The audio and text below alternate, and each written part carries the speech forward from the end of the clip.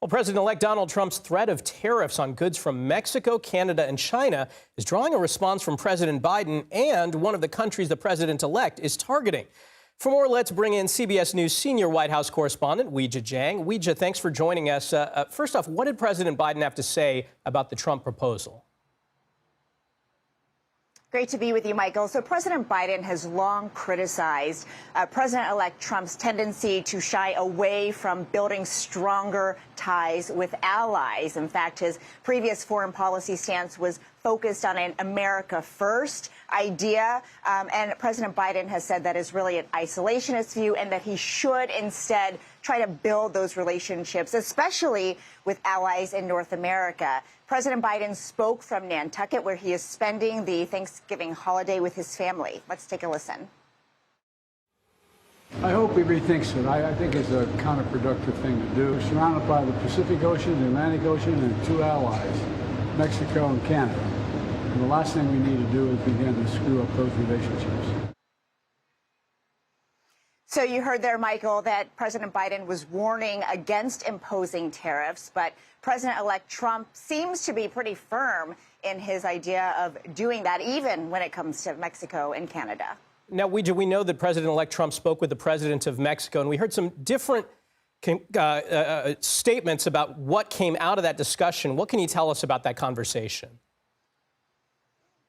So this happened on Wednesday, just a few days after Trump threatened to impose a 25% tariff on all Mexican goods unless Mexico agreed to stop the flow of drugs and migrants into the country. And he went on social media and basically declared a victory and said that Mexico has agreed to stop migration through the country, to effectively close the southern border effective immediately. Well, that prompted the Mexican president, Claudia Sheinbaum, to post herself and say that even though the country is successful in a new strategy to stop caravans moving through to the southern border, she reiterated that she was not going to close the borders, that Mexico was about building bridges and relationships between people. She also answered reporters' questions yesterday, Michael, and was even more explicit and said, I know everyone has a different way of communicating, but I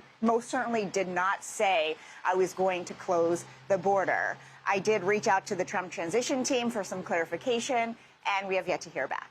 Now, Weijia, I also want to talk about this. Earlier this week, we saw some disturbing threats against incoming members of the Trump administration. Have we gotten any updates from federal law enforcement about that?